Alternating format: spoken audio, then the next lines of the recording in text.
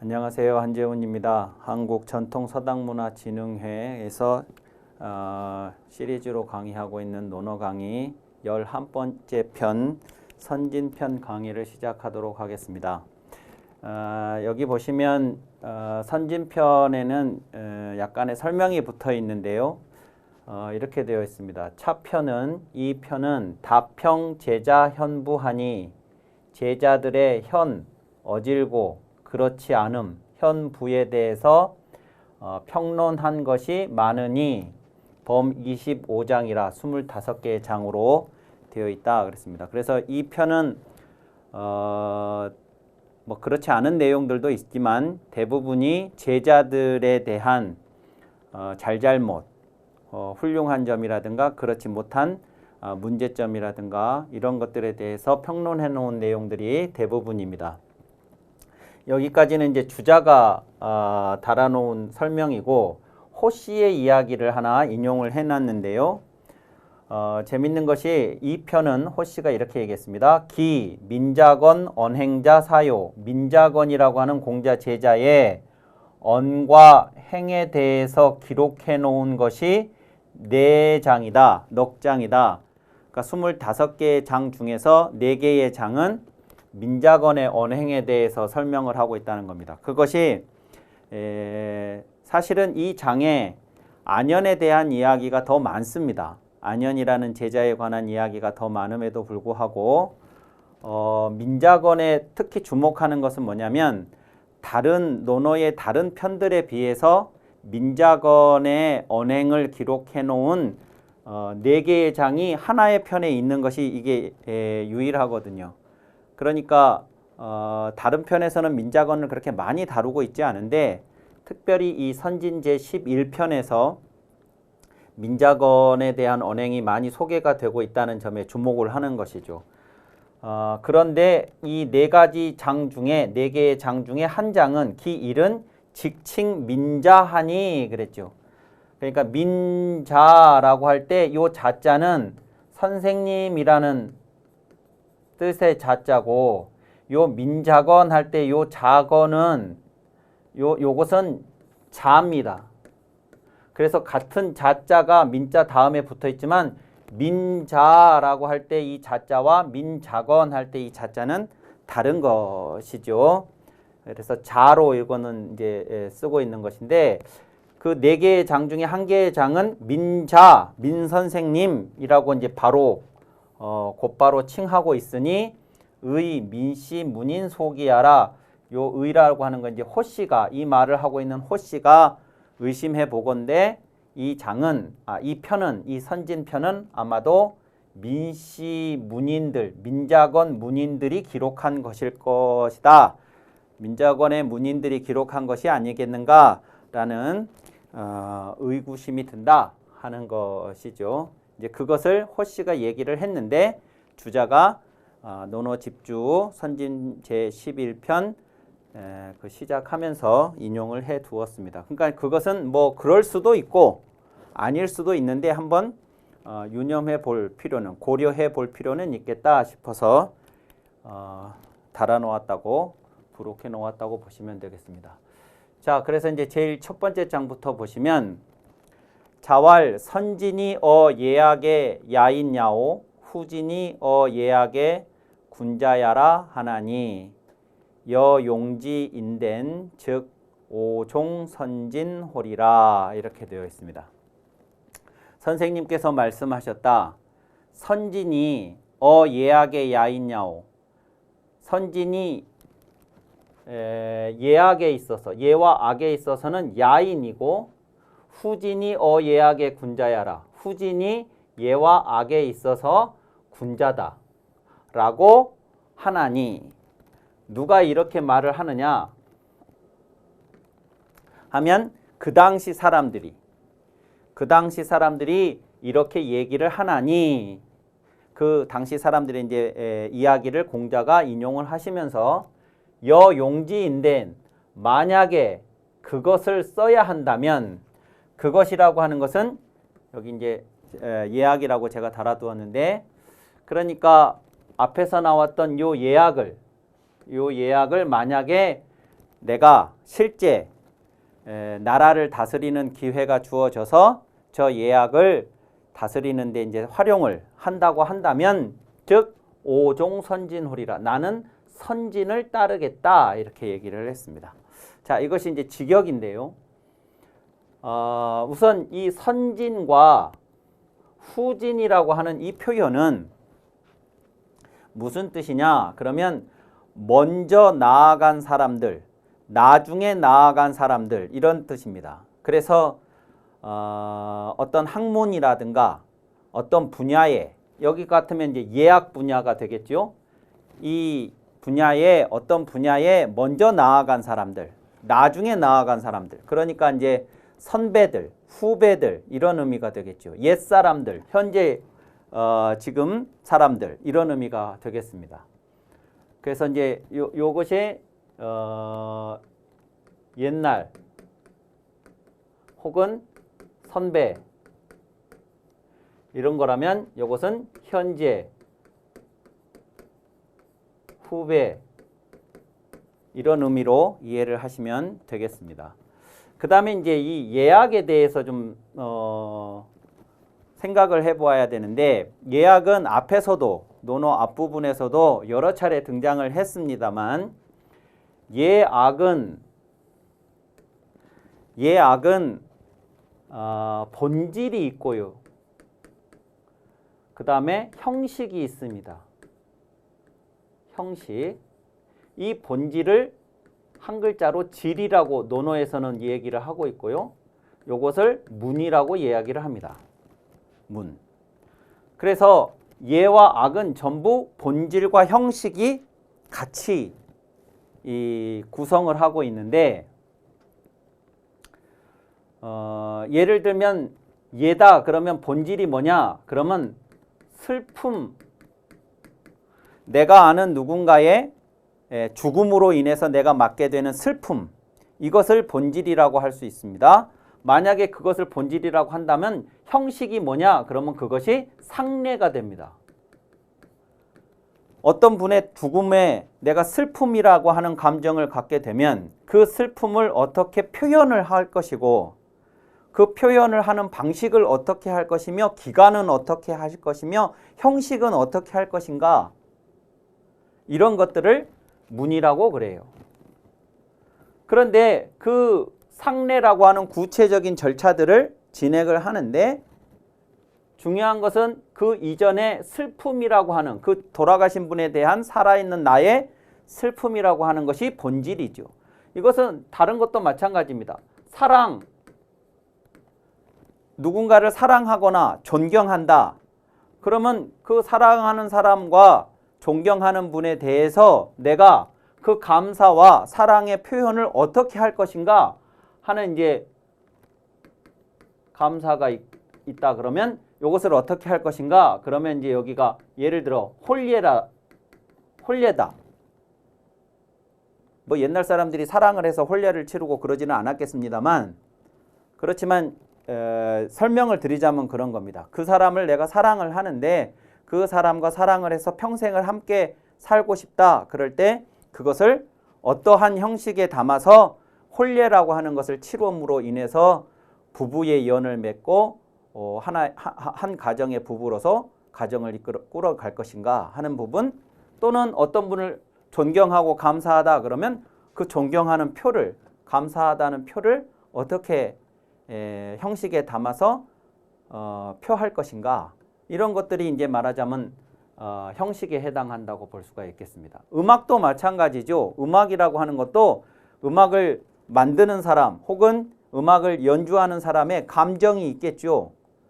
예, 뭐 즐거운 감정도 있을 수 있고, 슬픈 감정도 있을 수 있고, 좌절의 감정도 있을 수 있고, 환희의 감정도 있을 수 있고, 다양한 감정이 있을 수 있습니다. 그 감정이 본질입니다. 그 감정을 음악으로 만들 수도 있고, 또 누군가가 만들어진 음악을 연주하는 사람이 이 자신의 그 감정을 가지고 악기를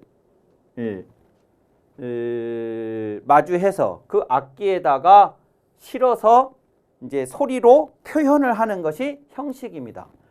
그때 그 악기도 대나무로 만든 악기를 쓸 것인가, 또 현악기처럼 줄로 만든 악기로 쓸 것인가, 아니면 북이나 이런 것들처럼 타악기 둥둥 치는 그런 악기에다가 실어서 표현을 할 것인가 하는 그런 것들이 형식입니다.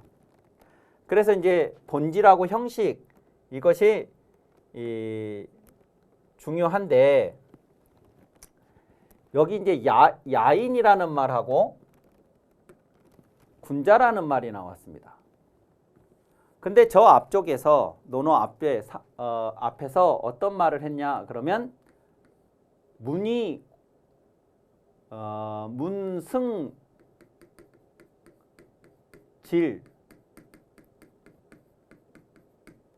질승문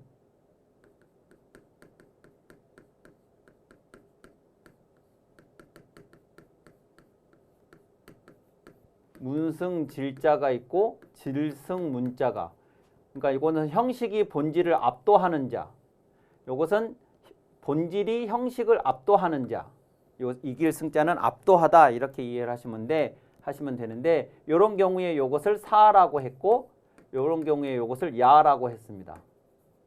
야. 그러면서 공자가 이렇게 얘기를 했죠. 문, 질, 빈빈. 문과 질이, 형식과 본질이 조화를 이루어서 아름답게 표현이 되었을 때 이런 문질이 빈빈 연후에 군자다 이런 표현을 했습니다. 그러니까 이 군자라는 말은 여기서의 이 군자하고 이제 같은 의미라고 보실 수 있는데, 후진이 예악에 대해서 군자다 그러면 이때 군자는 예와 악의 문과 질에 대해서 균형을 조화를 이루고 있는 것이다 이런 말이 되는 거고, 선지는 예악에 대해서 야인이다 그러면 요 야인이 요 야죠. 그러니까 요것은 질이 문을 압도하는 경우에 해당한다 이렇게 이제 보시면 되겠습니다. 그래서 옛날 사람들 선배들이 예악에 대해서는 형식보다 본질이 바탕이 더 압도하는 그런 경우에 해당하고, 오히려 후진이 현재의 후배들이 이 예와 악에 대해서 문과 질이 조화를 이루고 있다라고 세상 사람들이 당시에 그렇게 평가를 했는데, 공자는 뭐라고 했냐면 만약에 내가 예악을 쓴다 그러면 나는 선진을 따르겠다 이랬으니까 요 방식을 따르겠다는 거 아닙니까? 그러면 이제 그 자체로만 보면 군자인 후진을 따르는 게 아니라 야인이라는 선진을 따르겠다고 얘기를 했으니 이게 조금 오해가 있는 것처럼 느껴지는데, 이게 이제 이런 겁니다. 예를 들어서 그냥 이것은 예입니다. 여기가 0이고 여기가 100이다. 그러면 이제 요 중간쯤에 50이 있다. 그러면 그냥 편의상 여기에 질이 한 50, 문이 한 50 해서 50대 50이 만나서 문질이 빈빈한 상태를 이룬 것을 군자라고 이제 한다고 하면, 만약에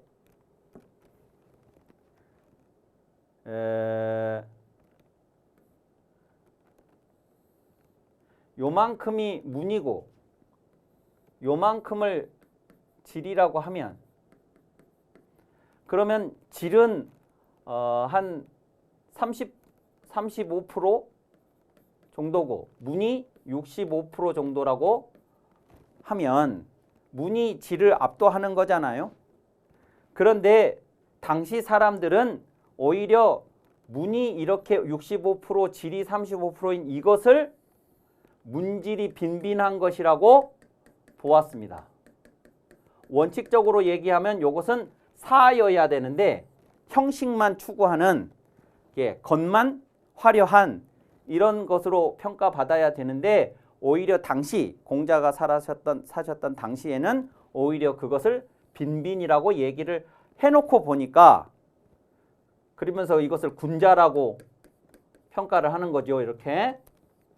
그런데 그렇게 입장을 해놓고 보니까 35% 정도만 질을 해야 되는데 50을 50을 하려고 하는 이 옛날 사람들 선진의 옛날 사람들의 경향이 오히려 뭐로 보이느냐 그러면 질을 너무 과도하게 추구하는 숭상하는 그런 것으로 보여서 질이 문을 압도한다 상대적으로 이렇게 평가를 하게 되는 것이죠. 그러니까 사실은 사라고 평가받아야 할 것을 빈빈이라고 당시 사람들이 하고 보니까 역으로 빈빈에 해당하는 이 선진의 방식이 야인인 것처럼 평가를 받는 것입니다. 그래서 이 평가가 잘못됐다는 거예요. 공자 말씀은. 잘못돼서 당시가 너무 문을 형식을 너무 중시하는 방향으로 흐르고 있는 것에 대한 비판이라고 보시면 되겠습니다. 그래서 나는 선진을 따르겠다라고 해서 이것이 당시에는 야인이라고 평가받고 있었지만 사실은 요게 군자의 방식이었던 것이죠. 그렇게 이해를 하시면 되겠습니다. 자, 그리고 2장 보시죠. 2장은 자왈 종아어 진체자 개 불금무냐로다 이랬습니다. 선생님께서 말씀하시기를 나를 진나라와 채나라에서 따랐던 자들이 모두 문에 미치지 못하였다. 진나라와 채나라가 어디냐? 그러면 노나라 공자의 나라인 노나라에서 초나라로 가려고 그러면 그 사이에 있는 나라 자그마한 나라들입니다. 근데 공자가 이제 초나라로 가시기 전에 그 지역을 지나게 되셨는데 그때 진나라 채나라 사이에서 아주 곤경에 처한 일이 있었습니다. 그것을 이제 진체지액이라고 그러죠. 진나라와 채나라의 액, 그래서 진체지액이라고 이제 공자가 당하신 그 곤경을 그렇게 평가를 하는데 그때 공자가 그 곤욕을 치르시면서 제자들하고 막 헤어지고 뿔뿔이 흩어지고 막 하는 그런 상황도 있었습니다. 그때 이제 함께 고생을 했던 제자들이 있었는데 그 제자들이 전부 다 모두가 지금 현재 내 문화에 미치지 못했다. 도달하지 못했다. 당도하지 못했다. 지금 현재 여기 함께 있지 못하다. 이렇게 말씀을 하시면서 옛날 그때 진체지 간에서 당했던 그 어려운 상황을 함께한 제자들을 회상하고 있는 장면입니다. 자, 그런데 중요한 것은 이제 그렇게 말씀을 하시고 나서 여기 지금 뭐라고 했냐면 덕행엔 그 다음에 언어엔 정사엔 문학엔 이렇게 그 4개의 분야의 10명의 제자를 안연, 민자건, 연배구, 중궁, 그 다음에 제야, 자공, 염류, 계로, 자유, 자하 10명의 제자를 언급을 했어요. 그러니까 이제 그때 진체지간에서 함께 고생했던 제자들을 회상하신 뒤에 요것은 공자의 말씀은 아니고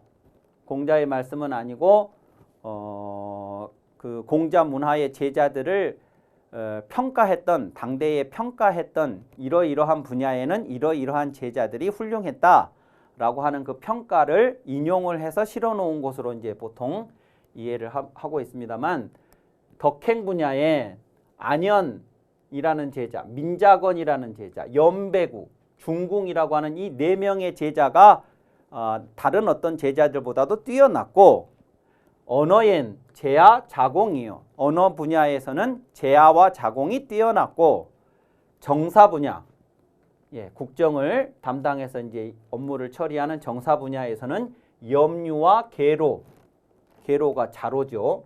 그리고 문학 분야에서는 자유와 자하가 뛰어났다 이렇게 했습니다. 그래서 요 덕행, 언어, 정사, 문화 요것을 사과라고 합니다. 사과. 그리고 덕행의 4명, 언어, 정사, 문학에 각각 2명씩 해서 10명을 십철이라고 합니다. 십철, 사과 십철이라고 하고, 이게 이제 공자 문화에서 이루어진 것이기 때문에 공문 사과 혹은 공문 십철 이렇게 이제 다양한 형태로 부르고, 사과 십철이라고도 부르고. 그러니까 이제 공문 십철 그러면 공자 문화의 10명의 뛰어난 제자들 이런 뜻이게 되고, 사과 십철 그러면 4개 분야의 10명의 뛰어난 제자들 이런 의미가 되고 그러겠죠. 자, 그런데 이것을 보시면 이것이 뭐냐면 성균관, 지금 현재 우리나라 성균관의 대성전이라고 이제 거기가 사당입니다. 성균관에 모시고 있는 인물들의 위패를 모시고 있는 사당을 대성전이라고 그러는데, 그 대성전 선성, 선현, 위패, 봉안, 위차도 이렇게 이제 되어 있는데요. 거기 이제 성균관 대성전을 가서 보시면 맨 중심에 중앙에 대성, 지성, 문선왕이라고 하는 위패가 모셔져 있습니다. 요 분이 공자입니다. 공자는 왕이 아니었지만 나중에 후대에 황제들이,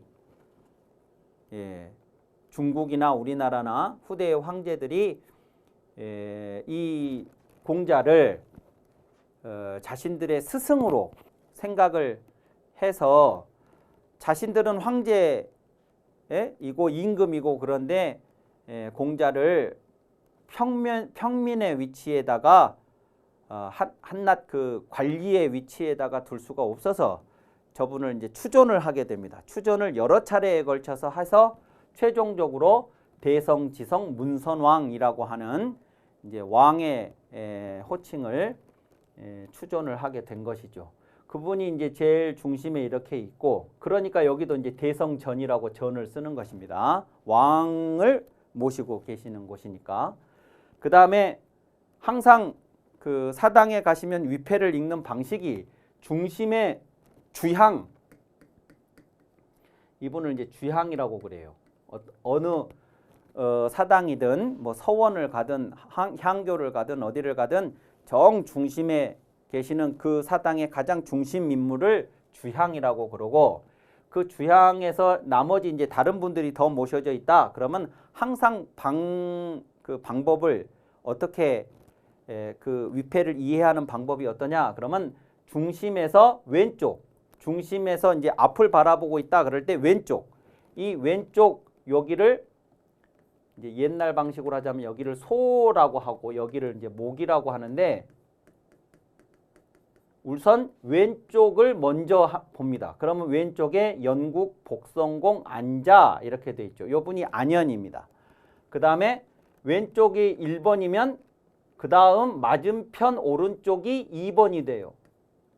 그리고 여기가 3번이 되고 여기가 4번이 됩니다. 항상 이 방식으로 읽어야 돼요. 요 중심에서 왼쪽이 1번, 그 맞은편이 2번, 그리고 다시 왼쪽으로 와서 아랫단이 3번, 그 다음 맞은편이 4번, 그 밑에가 더 있다 그러면 그런 식으로 이제 되겠죠. 그리고 연국, 복성공, 안자, 그 다음에 성국, 종성공, 증자, 기국, 술성공, 자사, 추국, 아성공, 맹자. 그래서 안자, 증자, 자사, 맹자 이렇게 네 분을 좌우로 이렇게 모셨습니다. 중심에 공자가 있고. 그래서 공자는 지성, 대성, 지성, 문선왕, 이분은 복성공, 종성공, 술성공, 아성공 해서 요 네 분에게 전부 성인 성자가 들어가 있죠. 그래서 이분들을 오성이라고 그럽니다. 5분의 성인. 그리고 그 다음 왼쪽, 그 다음 바깥쪽 줄, 바깥쪽 라인에 왼쪽, 오른쪽, 왼쪽, 오른쪽, 왼쪽 이런 식으로 이렇게 가면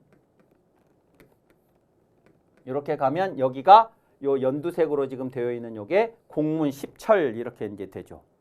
그래서 10명이 아까 앞에서 보셨던 공문 십철인데, 이제 하나 특이한 것은 뭐냐 그러면 덕행엔 안현 민자건 이렇게 이제 됐었는데, 그 안연이 여기에 들어가게 되니까 9분만 남게 돼요. 그래서 제일 첫 번째가 안연 민자건 할 때 민손이 민자건인데 민손.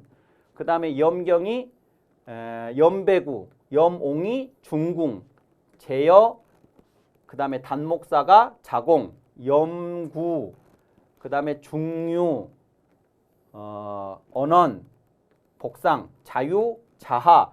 그러니까 이제 여기까지 요 9분은 아까 공문 10철이라고 했던 그분들 사과 10철에 들어가는 분들인데 안연이 이쪽으로 이제 빠졌기 때문에 한 자리가 비었어요. 그래서 여기에 전손사라고 하는 분을 한 분 더 했는데 요 분이 누구냐? 그러면 자장입니다.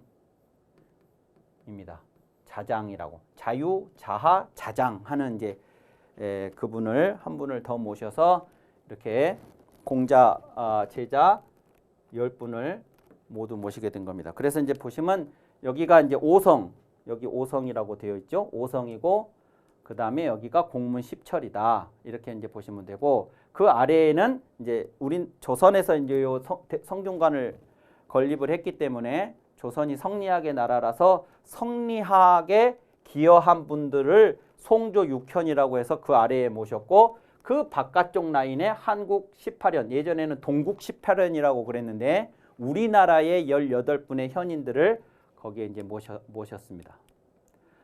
그래서